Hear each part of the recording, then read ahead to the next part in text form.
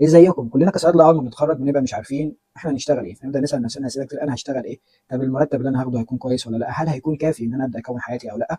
فبننزل نشتغل وبنلاقي ان المرتب مش بيكفي حتى احتياجاتك الاساسيه. يعني انت لو عاوز تليفون محتاج تقعد 6 7 شهور عشان تجيب تليفون، فبتبدا تفكر انك عاوز تهاجر او تسافر لدول الخليج. فما بتبدا تدور بتلاقي مثلا دوله زي السعوديه، عشان تسافر السعوديه محتاجه حوالي امتحانات ومصاريف بتخشها تقريبا من 1000 ونص ل 2000 دولار تقريبا. ومعظم الدول الخليج معظمها كده، في دول اوروبيه ممكن توصل ل 20000 جنيه استرليني، فتكلفه كبيره. فانت بتختار دول الخليج، فبتيجي السعوديه فبتلاقي ان في ضغط شغل رهيب جدا.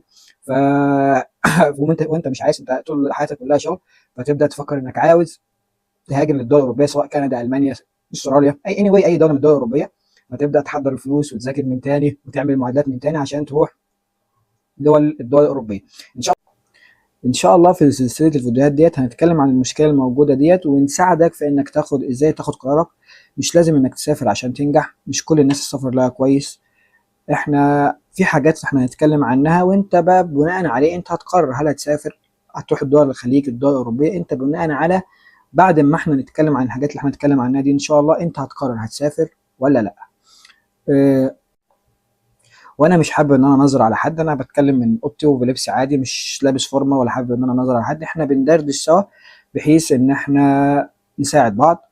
واتمنى تكون سلسله الفيديوهات اللي انا بصورها دي تكون فعلا بتكون مفيده. وبالتوفيق يا شباب.